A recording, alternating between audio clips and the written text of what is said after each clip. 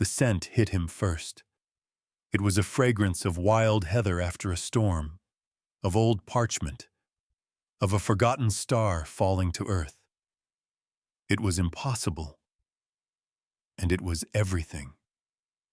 Alpha King Ronan was leading his retinue down the King's Road, a procession of grim-faced warriors and silken banners, when the scent snagged in his senses like a fishhook in the soul. He reined in his massive black warhorse, the animal stomping and snorting in confusion. The column halted behind him, a ripple of silent questions passing through the ranks of his guard. His beta, Beck, rode up beside him. "My king? Is something amiss?" Ronan did not answer. He closed his eyes, his head tilted, sampling the wind. There it was again, stronger this time. Heather and parchment and starlight. And beneath it, a visceral, coppery tang that made his hackles rise. Blood. And terror. A thin, sharp spike of fear that lanced straight into the core of his being, bypassing thought, bypassing reason. It was a terror that belonged to him, a pain that was somehow his own, his wolf, a beast of shadow and rage that had slumbered restlessly within him for all his 30 years, surged awake. It did not whisper. It screamed a single possessive word into his mind. Mine. Ronan's eyes snapped open, no longer the cool gray of a winter sky, but the molten, burning gold of his shifted form. He yanked the reins, turning his horse with a violence that made the animal rear. He faced not the road ahead, but the dense, unwelcoming woods to the east, toward the miserable little human village of Oakhaven. "My king, the village is nothing," Beck protested, his own horse shifting nervously. "Dirt and hovels.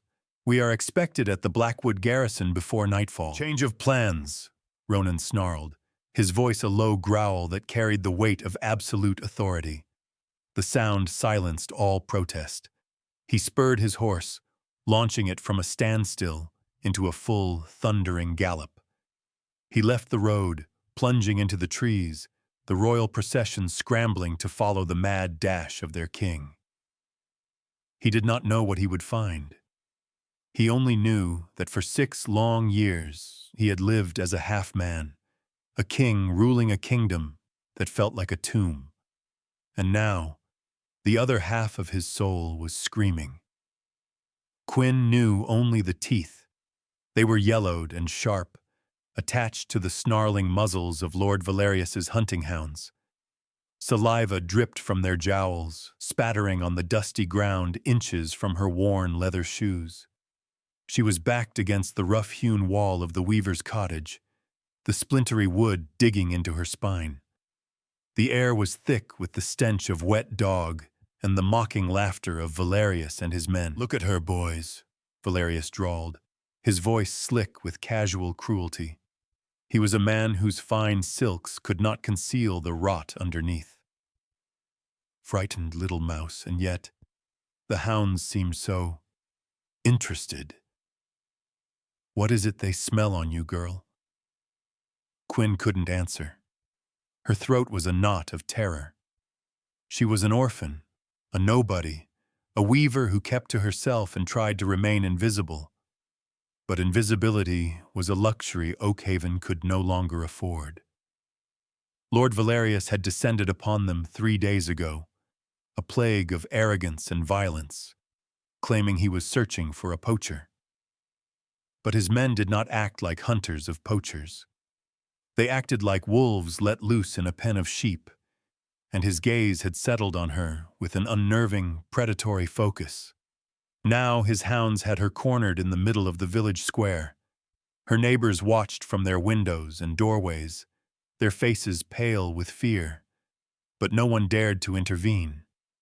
To challenge a lord was to invite ruin. I've done nothing," she stammered, her voice a thin whisper. "Haven't you?" Valerius's eyes glittered. My hounds are never wrong. They smell something special, something hidden.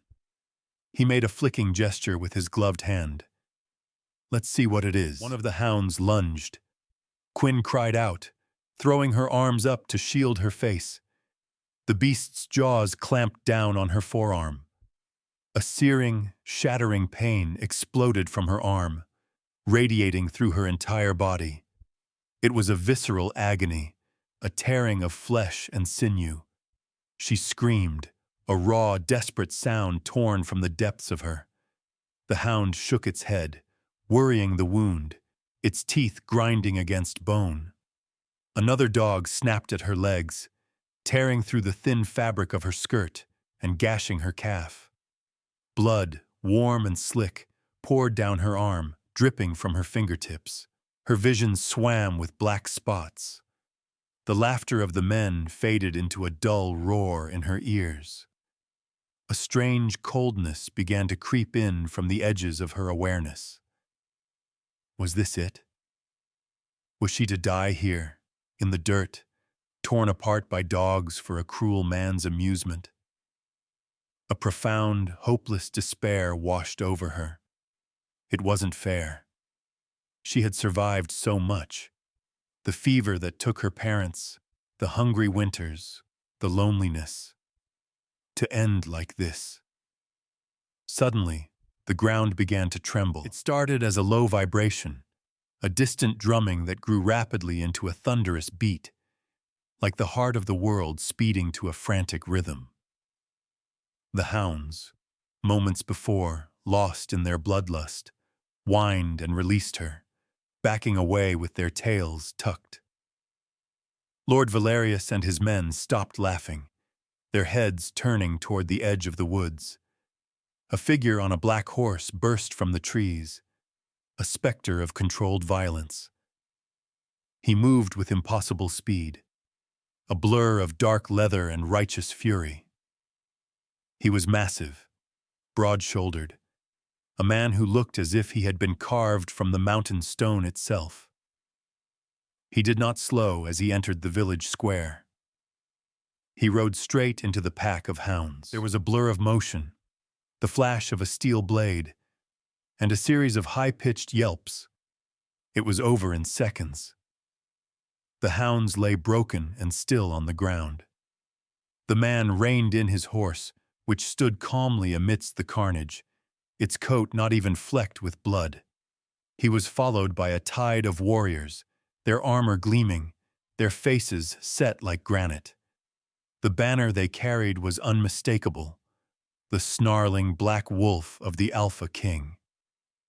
Lord Valerius's face went ashen. He bowed low, a gesture of panicked deference. "Your Majesty, an unexpected honor."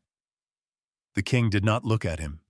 His gaze, burning with a light that seemed to generate its own heat, swept the square until it landed on Quinn. He slid from his horse with a fluid grace that was terrifying in a man his size. Every step he took toward her was deliberate, resonant, a hammer blow against the anvil of her terror. The world seemed to narrow to the space between them. The air grew thick, charged with a strange electric energy that made the hairs on her arms, the unbitten one, stand on end. He stopped a few feet away. His eyes were the color of molten gold, and they weren't just looking at her. They were consuming her, seeing past her torn dress, past her bleeding skin, past the very bones of her, to the quivering, hidden thing she didn't even know she was. A low growl rumbled in his chest, a sound so primal it vibrated in her ribs. "You," he said, and the single word held the force of a landslide. Quinn flinched, trying to make herself smaller, pressing back against the wall. Blood loss was making her dizzy, the scene tilting and swaying. What did he want? Why was he looking at her with such terrifying intensity? He saw the blood, the mangled flesh of her arm, and the golden fire in his eyes blazed into a hellish inferno. He turned his head slowly, pinning Lord Valerius with a look of pure, unadulterated loathing. "Who did this?" Ronan's voice was deceptively soft, a silken promise of annihilation. Valerius began to stammer, sweating profusely. "A misunderstanding, Your Majesty. The girl, she is a nobody. My hounds were agitated." "I will ask you one more time," Ronan interrupted, his voice dropping to a deadly whisper. "Who did this?" Valerius's courage finally shattered. He pointed a trembling finger at the dead hounds. "The beasts. They acted on their own." Ronan's lips peeled back from his teeth in a silent, predatory snarl. He took a step toward Valerius, and the lord flinched back as if struck. But then the king stopped. He turned back to Quinn, his expression shifting from incandescent rage to something far more complex, something that looked almost like pain. He knelt before her, heedless of the dirt and blood, bringing his regal presence down to her level. The proximity was overwhelming. He smelled of pine and cold steel and something else, something wild and ancient that called to a part of her she never knew existed. He reached out, his large, calloused hand hovering over her savaged arm, not quite touching. A strange warmth radiated from his palm, sinking into her flesh and dulling the sharp edges of the agony. It was a shocking, intimate comfort. Her fear was still a wild bird beating its wings against her ribs, but beneath it, a new and baffling sensation stirred, a sense of recognition, a feeling of coming home. "What is happening to me?" He looked from her wounds to her eyes, and the universe stilled. The noise of the village, the whimpering of Valerius's men, the stamping of the horses, it all faded into a distant hum. There was only the searing connection of his gaze, a golden tether pulling her soul from its hiding place. He saw her, the real her. "Every wolf in my blood has been howling a name I did not know," he said, his voice a low, reverent rumble that was for her alone. "I see you, and they fall silent, for they have found their queen." Quinn's mind reeled. Queen? Wolf? The words made no sense. It was the babbling of a madman, yet his gaze held the conviction of gospel. Before she could process the impossible declaration, her strength gave out. The blood loss, the shock, the sheer overwhelming presence of the Alpha King were too much. The world dissolved into a tunnel of gray, and she collapsed, falling not against the hard wall, but into the unyielding strength of his arms. Consciousness returned in fragments. The feeling of being carried, the scent of pine and steel enveloping her like a shield, the gentle sway of a horse's gait, a low voice murmuring commands that were instantly obeyed. Then softness. A bed so plush it felt like sinking into a cloud. The scent of lavender and clean linen replaced the stench of blood and fear. When Quinn's eyes finally fluttered open, she was in a room so opulent it stole her breath. A fire crackled in a massive stone hearth, casting dancing shadows on walls hung with rich tapestries. The bed she lay in was a four-poster carved from dark, polished wood, its sheets the finest silk she had ever touched. A window, larger than the entire wall of her hovel, looked out over a sprawling courtyard and the towering battlements of a fortress. Her arm and leg were bandaged with clean white linen. The throbbing agony had been replaced by a dull, persistent ache. A bowl of lukewarm water and a cloth sat on a nearby nightstand. She pushed herself up, wincing. Her head spun. Where was she? The last thing she remembered was the king, his golden eyes, his impossible words. Had she dreamed it all? It was no dream, child. The voice was soft, wrinkled with age. Quinn turned to see an old woman sitting in a chair by the fire, her hands busy with a needle and thread. She had kind eyes, a web of laugh lines at their corners, and long silver hair braided down her back. She wore the simple gray robes of a healer. "Where am I?" Quinn asked, her voice raspy. "You are in the citadel of the Black Mountain," the woman said, her voice calm and soothing. "In the king's personal wing. I am Elspeth, the pack healer." The king's wing. The words sent a fresh jolt of fear through her. This was a cage, no matter how gilded. "Why am I here? I need to go home." Elspeth set aside her mending and rose, her movements slow and deliberate. She came to the bedside and placed a cool, dry hand on Quinn's forehead. "Your home is no longer safe for you, child. Lord Valerius is not a man who forgives humiliation. The king brought you here for your protection." "Protection?" Quinn's voice rose with a note of hysteria. "He spoke nonsense to me. He called me a queen. I am a weaver, an orphan. He is mistaken." Elspeth's expression was gentle, but her eyes held a profound seriousness. "The king is never mistaken in matters of the bond, nor is his wolf." "The bond? What are you talking about?" Quinn felt like she was losing her mind. None of this made any sense. She was human. These were the affairs of the shifters, the magical wolf people who ruled the land.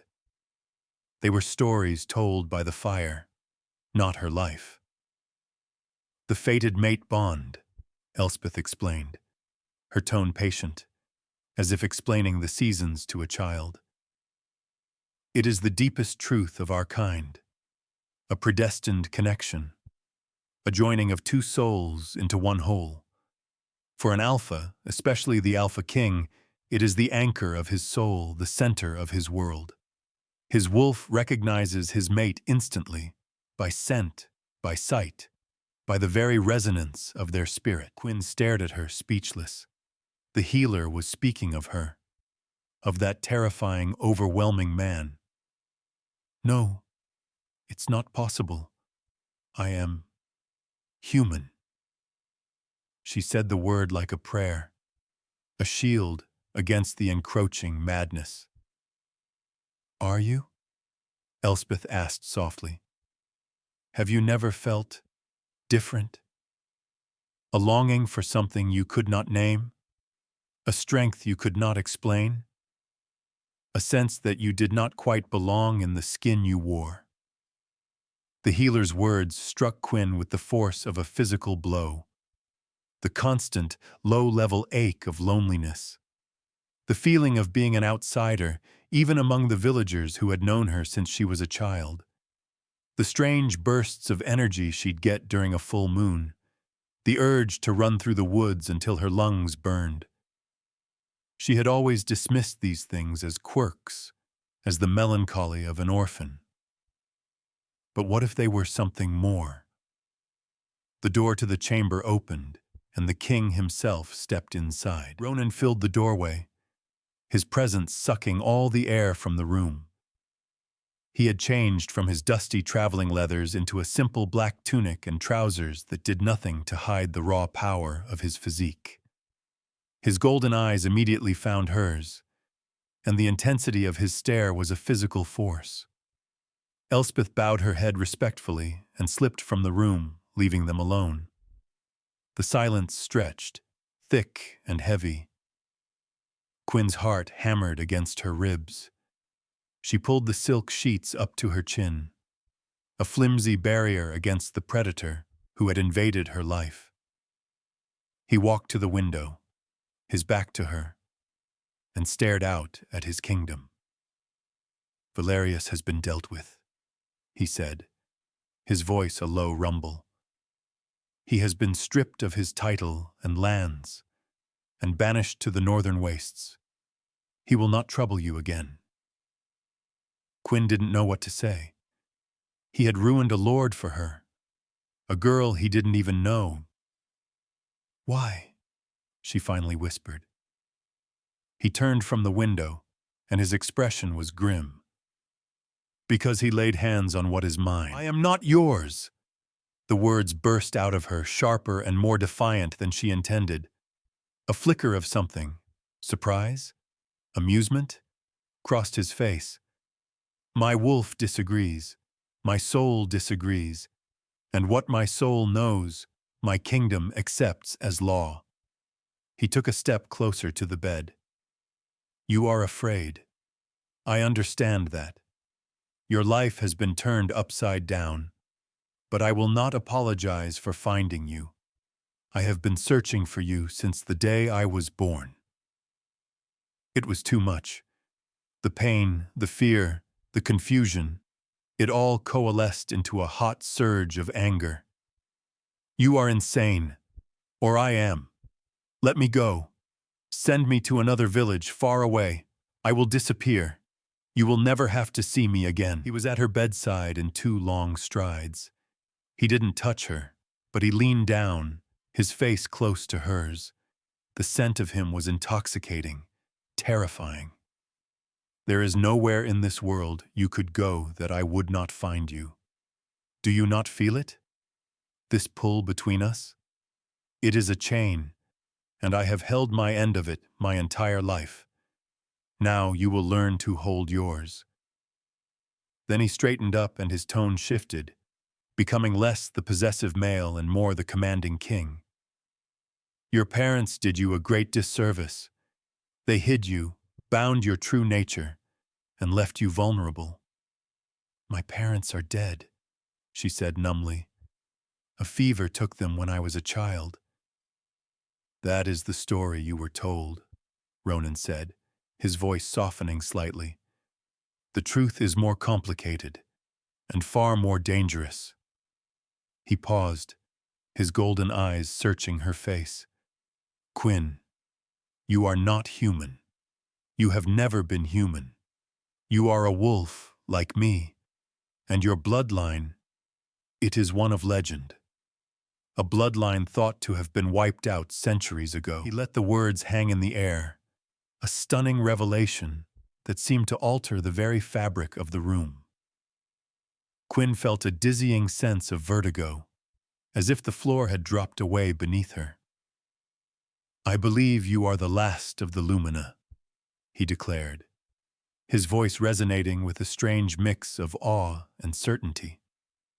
"A lineage of wolves, with the power to soothe the feral mind, to heal with a touch, to shine like the moon itself. A power so great that wicked men have always sought to possess or destroy it. That is why you were hidden. That is what Valerius sensed in you. And that is why you will never be safe anywhere but by my side." The days that followed were a surreal dream. Quinn remained in her luxurious prison, tended to by Elspeth and a host of silent servants who treated her with a baffling mixture of reverence and fear. Ronan was a constant, overwhelming presence. He did not force himself on her, but he was always there, eating his meals in her chambers, holding court with his advisors in the antechamber, or simply sitting in the chair by the fire, watching her with those burning, possessive eyes. He spoke to her of her heritage, painting pictures of the ancient Lumina wolves. He described their silver-white coats, their unique ability to calm the rage that was the curse of their kind, their role as peacemakers and healers. He told her that her parents had likely used old magic to bind her wolf nature, hoping she could live a quiet, unnoticed human life. It was a spell meant to protect her, but it had nearly gotten her killed.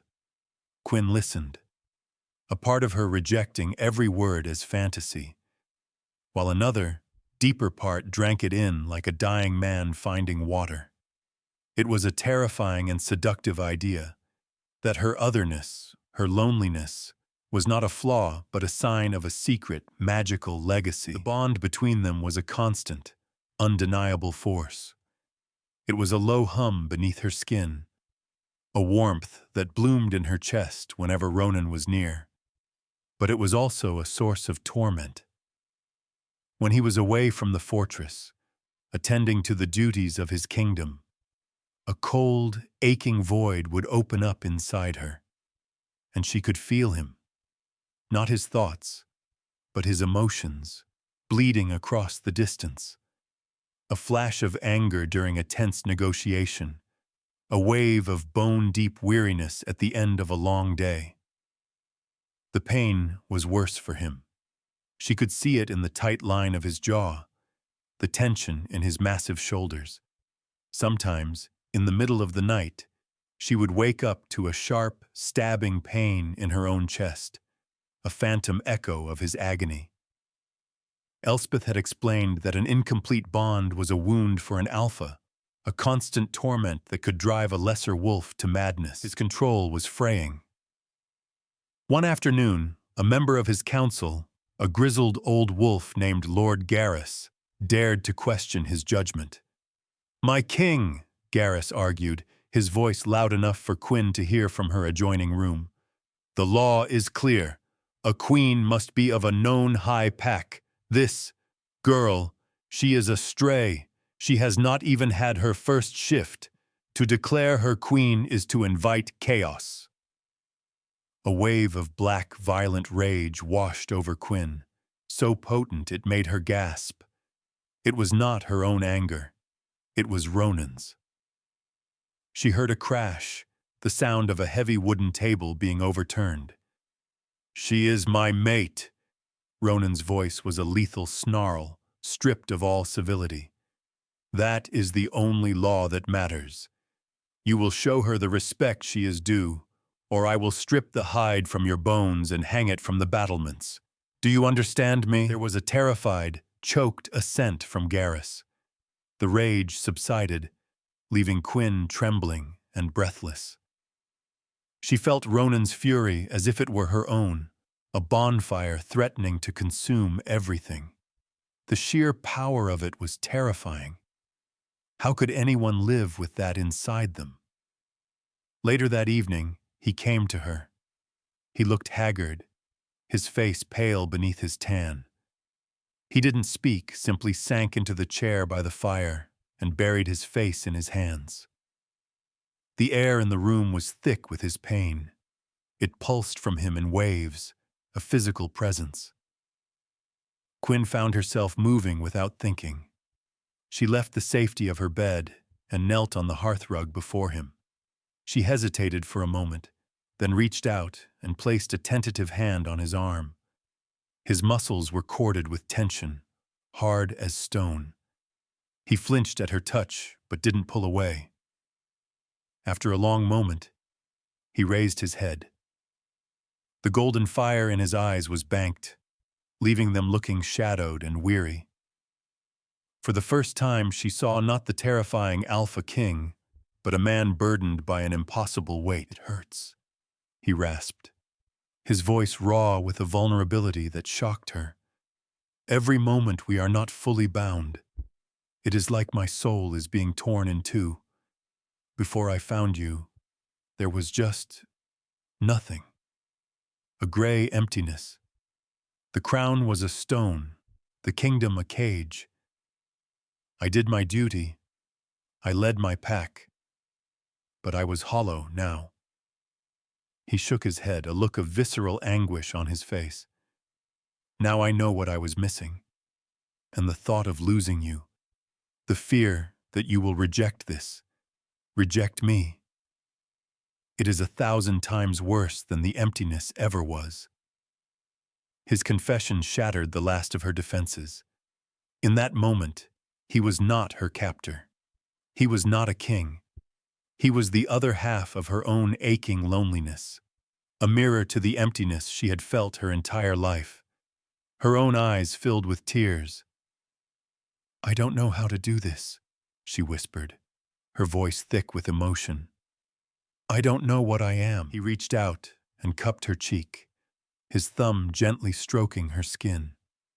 His touch was no longer just warm.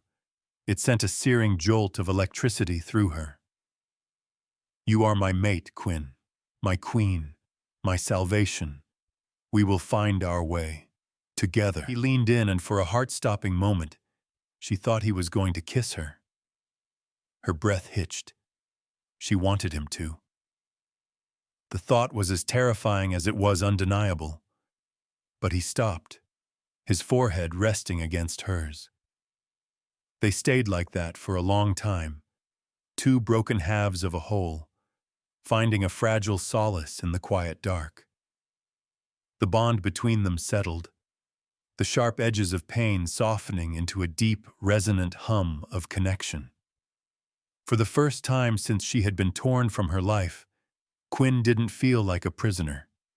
She felt like she was home. The fragile peace was not destined to last. A week later, a message arrived from the southern border. A clan of rogue wolves, long a thorn in Ronan's side, was raiding villages and challenging his authority. It was a direct affront that could not be ignored. Ronan was forced to ride out with his warriors to restore order. "I will be gone 3 days, no more," he promised, standing before her in his black battle armor. The pain of the impending separation was already a sharp ache in Quinn's chest, a reflection of the agony she saw in his eyes. "Beck will remain here as head of the Citadel Guard. You will not leave these chambers. You will be safe." He reached out, his fingers tracing the line of her jaw. "When I return, we will complete the bond. I cannot bear this any longer. We will have the claiming, and you will take your place beside me. No more hiding." Quinn nodded, her throat too tight to speak. She felt the truth of his words. This half-life was untenable.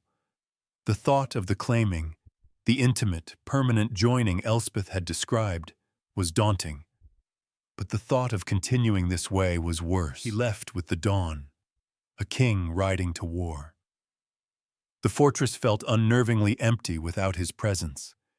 The vibrant energy that hummed around him was gone, leaving a dull, echoing silence. The aching void in Quinn's chest returned, colder and deeper than before.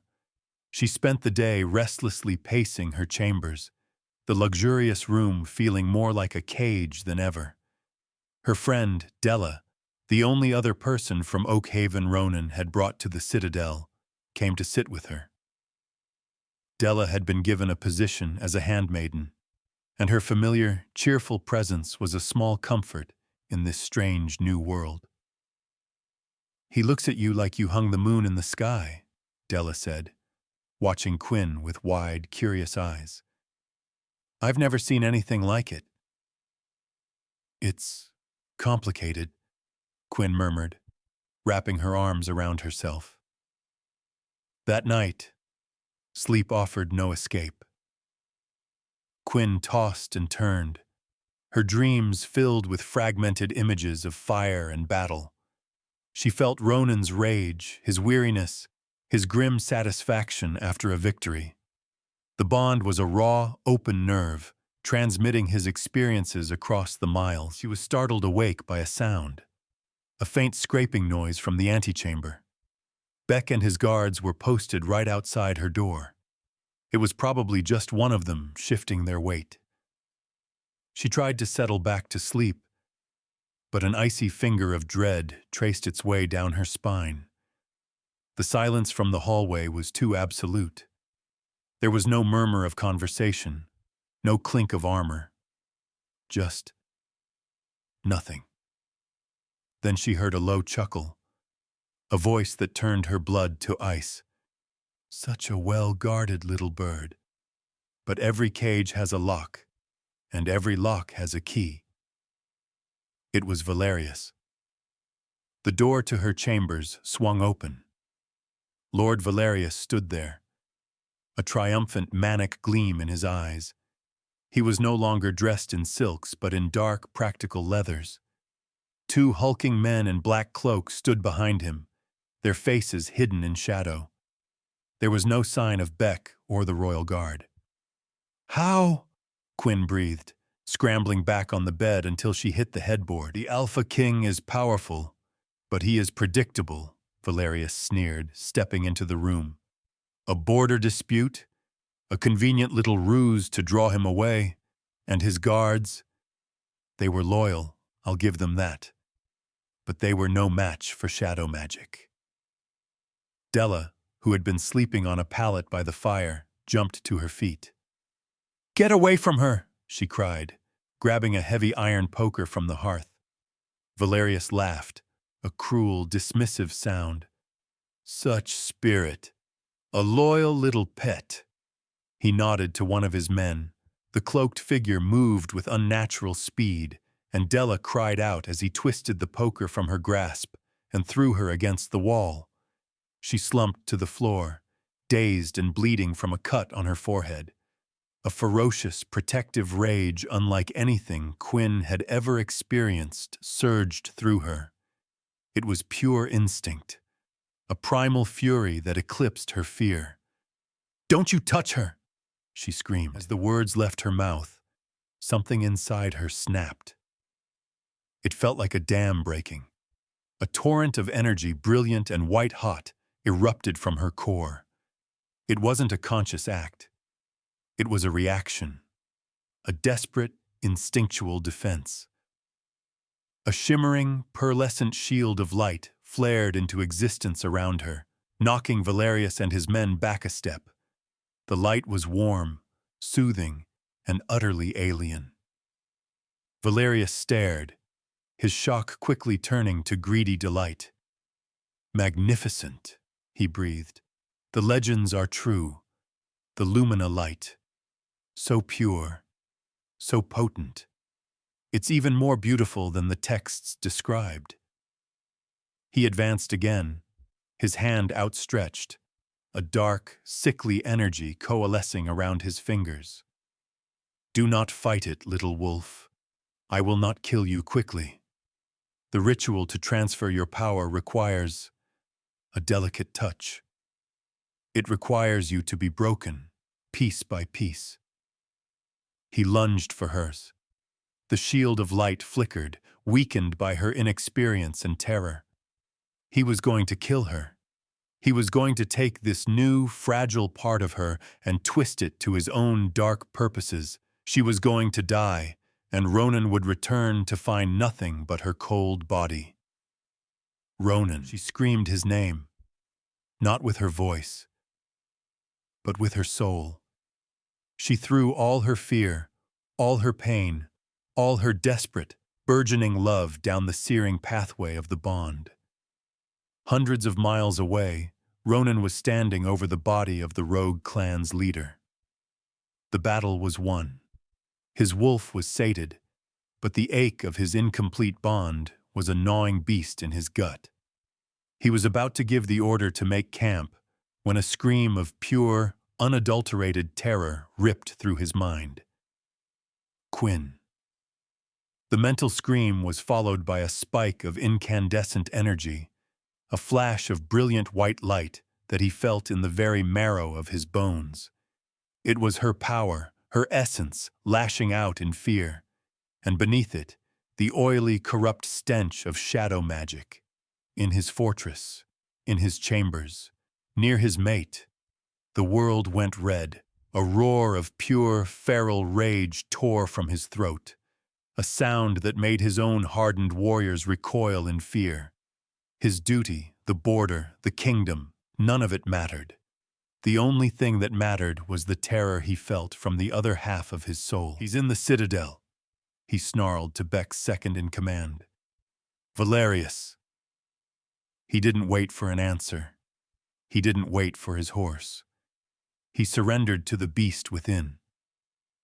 His bones cracked and reformed, his armor shredding as his body exploded into his true form.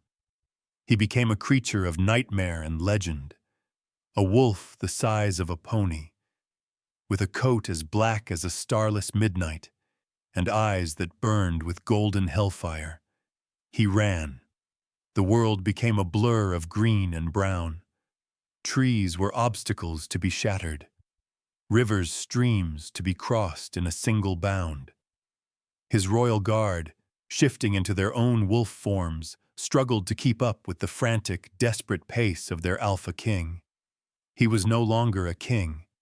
He was a male, a mate, running to defend what was his, and heaven help anyone who stood in his way. The shield of light flickered and died. Quinn's strength was gone, the unpracticed effort having drained her completely. Valerius loomed over her, his face a mask of predatory hunger. He grabbed her by the front of her nightdress, his fingers digging into her skin, and hauled her from the bed. "The time for games is over," he hissed, dragging her toward the center of the room. His men had unrolled a dark cloth on the floor, painted with disturbing, angular runes. A ritual circle. He threw her down into the center of it. He held a curved obsidian blade in his hand, its edge seeming to drink the firelight from the room. "This will hurt," he said, his voice laced with cruel anticipation. "Your power is tied to your life force, to your spirit. To claim it, I must first unravel you." He raised the knife. Quinn closed her eyes, a single tear tracing a path through the grime on her cheek. "Ronan, I'm sorry." The wall of the chamber exploded inward. Stone and splintered wood flew across the room as a monstrous black wolf crashed through the barrier, a force of pure, elemental fury. It landed in a low crouch, a growl rumbling from its chest that was the sound of an earthquake. Its golden eyes were locked on Valerius, burning with a hatred so profound it was a tangible force in the room. Valerius froze, the knife held aloft, his face a mask of disbelief and terror. "Impossible! You were in the south." The great wolf did not answer. It launched itself across the room, a black arrow of death. One of Valerius's cloaked men moved to intercept, drawing a wicked-looking sword. The wolf met him in a blur of fur and teeth, and the man's scream was cut short by a sickening crunch of bone. The other man broke and ran, only to be brought down by a wave of warriors who now poured through the hole in the wall. Valerius, his nerve finally breaking, grabbed Quinn, yanking her up to use as a shield. He pressed the obsidian blade to her throat. The cold edge was a line of ice against her skin. "Stay back," he shrieked at the wolf. "One more step, and I will open her throat." The massive wolf skidded to a halt.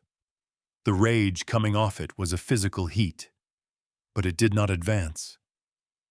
It stood trembling with the force of its restraint, its golden eyes fixed on the knife at Quinn's throat.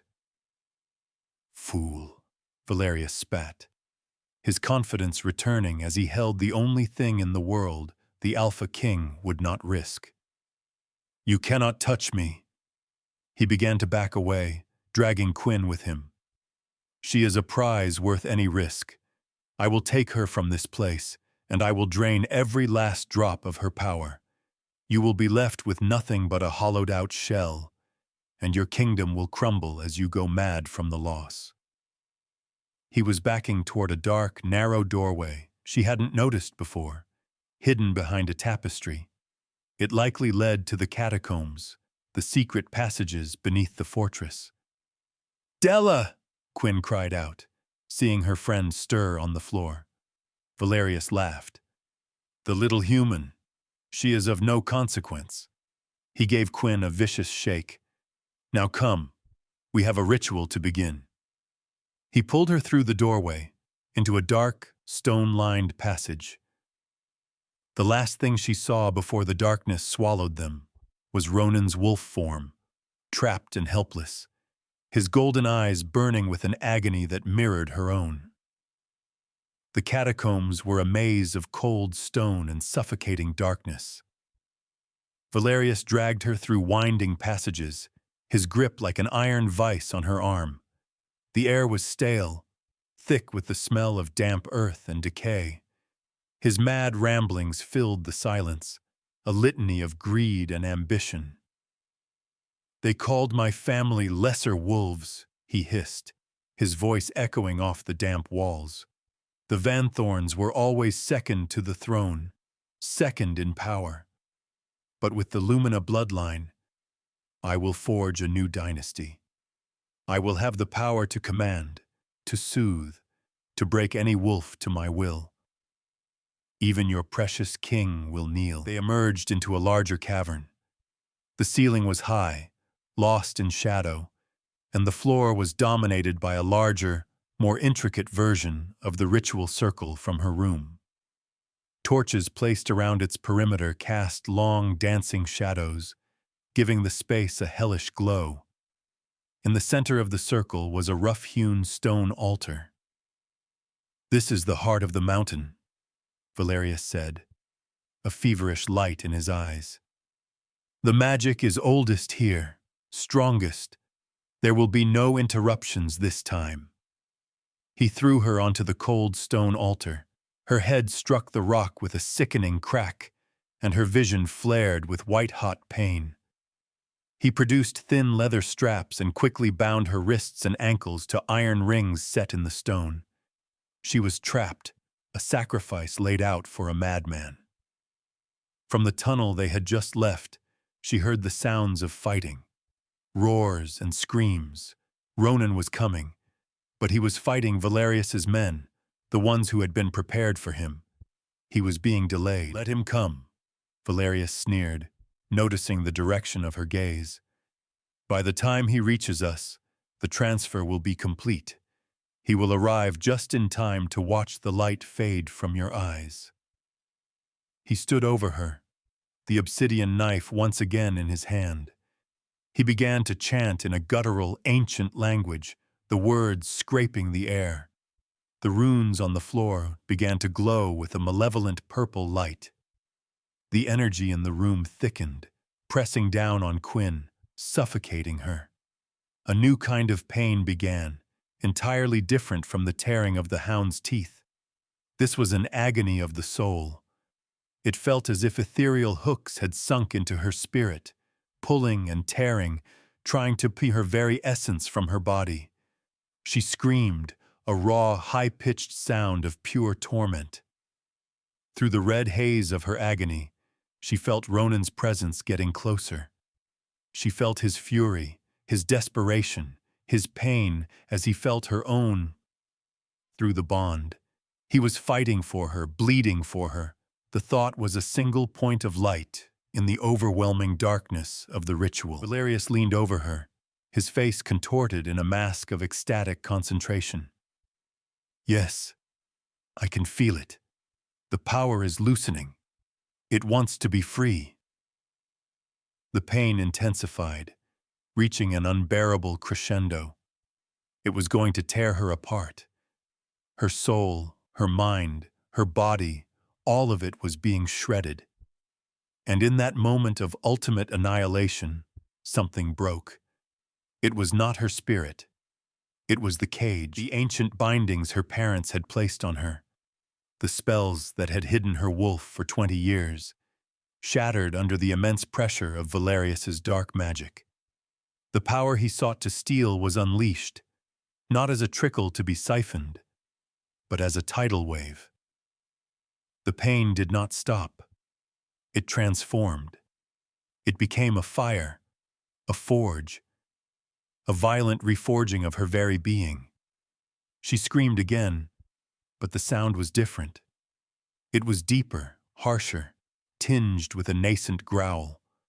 Her bones cracked, breaking and elongating. Her muscles tore and reknitted themselves into new, more powerful forms. It was the most excruciating pain she had ever known, 1,000 times worse than the hound's bite, 1,000,000 times worse than the ritual. It was the pain of becoming. Valerius stumbled back, his eyes wide with shock and horror. "No! This is not how it is supposed to work!" Quinn's body convulsed on the altar. The leather straps binding her snapped like thread. A brilliant silver-white light exploded from her, a supernova of pure energy that blasted the cavern. The purple glow of the ritual runes was extinguished, and the torches sputtered and died, plunged into darkness save for the luminous figure now rising from the altar. She was no longer human. She stood on 4 powerful legs, her form sleek and strong. Her fur was the color of liquid moonlight, so bright it seemed to generate its own soft radiance, pushing back the oppressive shadows of the cavern. She was larger than a normal wolf, imbued with a grace and power that was breathtaking. She was a true female alpha, a legend made flesh, a creature of impossible beauty and terrifying might. She threw back her head, and from her throat came a sound not heard in the world for 1,000 years, the howl of a Lumina Alpha. It was not a sound of pain, but of power. It shattered the remaining ritual stones and cracked the very altar she had been bound to. It was a declaration.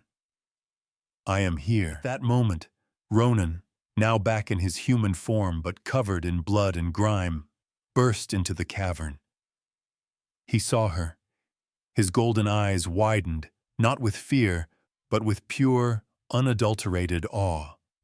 He saw the raw, untamed power radiating from her, a corona of silver light that threatened to shake the very foundations of the mountain.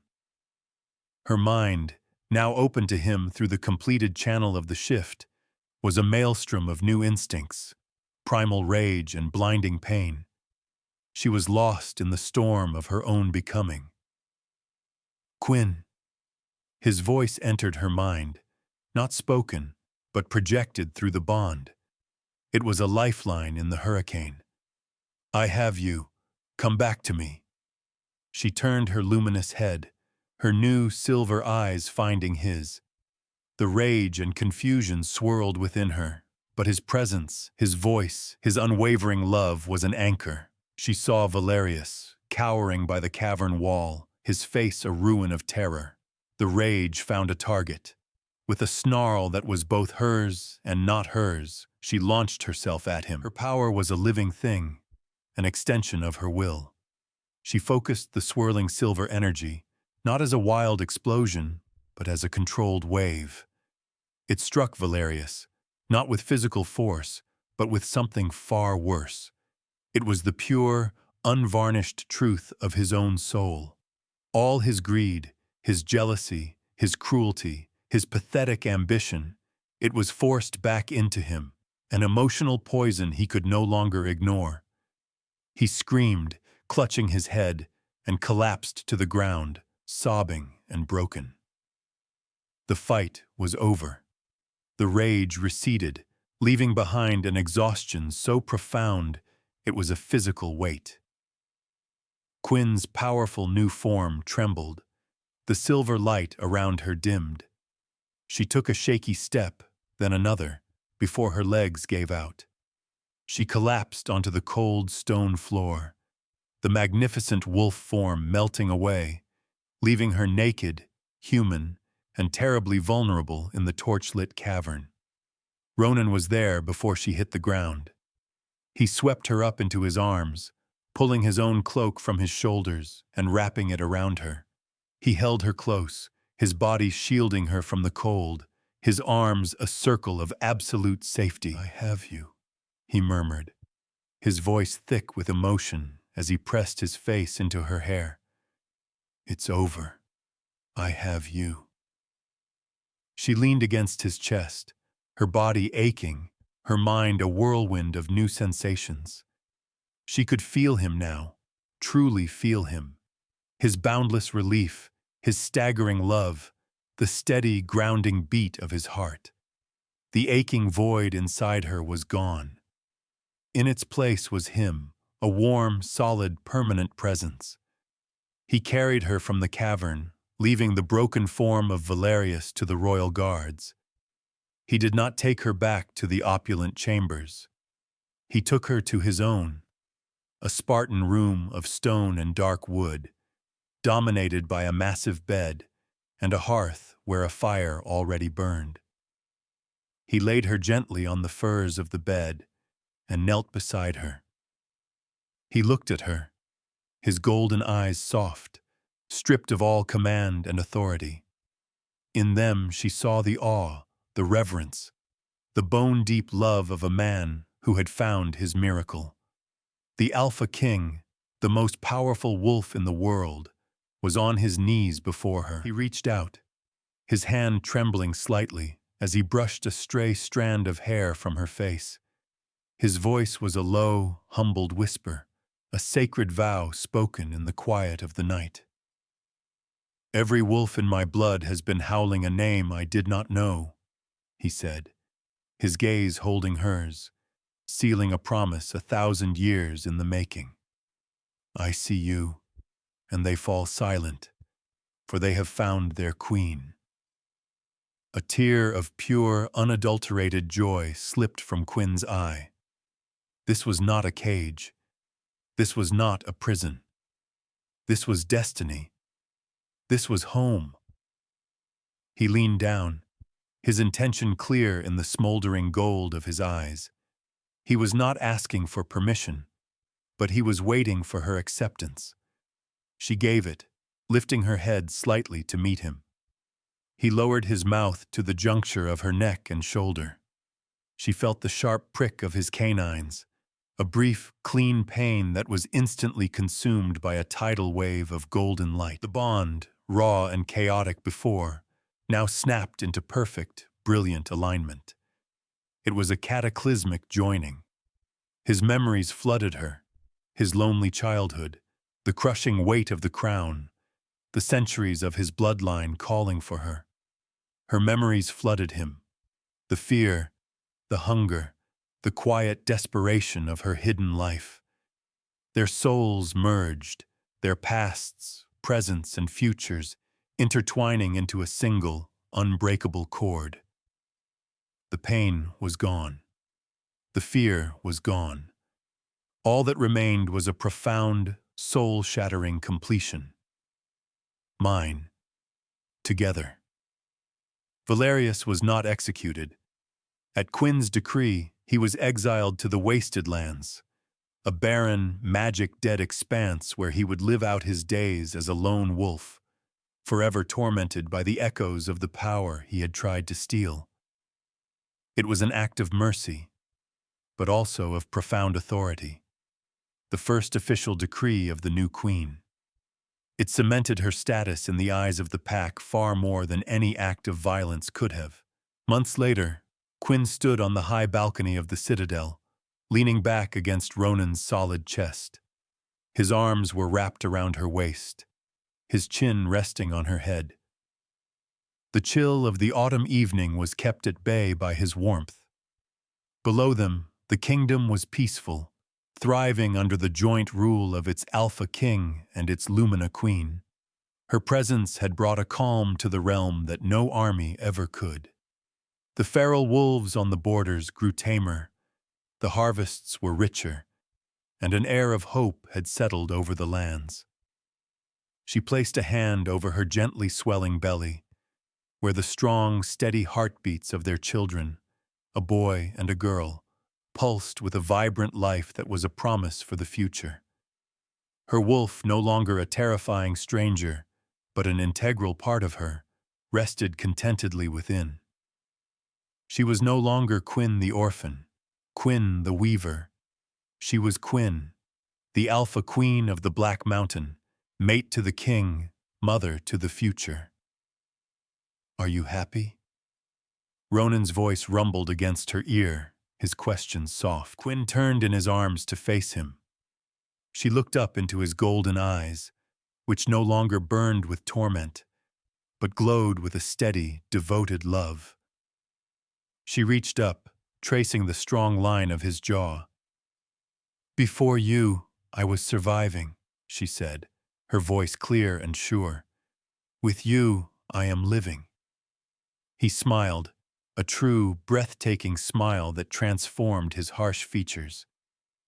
"I have a kingdom at my feet," he murmured, leaning down to capture her lips in a kiss that was both a tender promise and a fierce declaration. "Tonight, I lay it at yours." In the heart of the mountains, Under a sky full of stars, the king and his queen were finally, completely whole. Their love was the anchor, their bond the foundation, and their future was as bright and luminous as the silver wolf that now ran free in the moonlight. Thank you so much for listening to this story on His Wolf Knew First. If you enjoyed it, please leave a like and subscribe so you never miss a new tale. Drop a comment below telling me which moment moved you the most. Your support truly means the world to me, and I'll see you in the next story on His Wolf Knew First.